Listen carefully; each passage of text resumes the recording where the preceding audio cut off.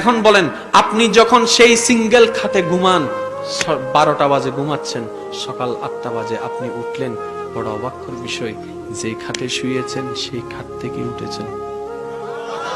এবার আপনি আয়নাতে ব্রাশ করতে করতে আয়নার সামনে সামনে নিজেকে একটু ভাবতে লাগলেন, আমি ঘুমাই গেলে লুঙ্গির খবর থাকে না, আমি ঘুমাই গেলে পাশের খবর থাকে না, আমি ঘুমাই গেলে অ্যালার্মের কোনো খবর থাকে না। কিরে ভাই, আমি তো ডান কাতও হয়েছি বাম কাতও হয়েছি, 12টায় ঘুমাইছি ডান কাতে, সকালে উঠেছি তখন বাম কাতে, তার মানে আমি রাতভর ডান কাত বাম কাত ডান কাত বাম কাত হয়েছি। আমার তো সেন্স কাজ করে নাই আমি কতটুকু কাত হয়েছি। কিরে, আমি পড়লাম না কেন, আমি পড়লাম না কেন, আমি পড়লাম না কেন, সিঙ্গেল খাট থেকে আমি পড়লাম না কেন, সিঙ্গেল খাট থেকে আমি পড়লাম না কেন, ভাবতে ভাবতে ভাবতে তারপরে সেই রুমের মধ্যে সিসি ক্যামেরা লাগাইলো, সিসি ক্যামেরা লাগাইছে নিজেকে পর্যবেক্ষণ করার জন্য। পরের দিন সে দেখতে পাই 12টা বাজে ডান কাত, 1:30 বাজে বাম কাত, 2টা বাজে সোজা, 3টা বাজে আবার বাম কাত।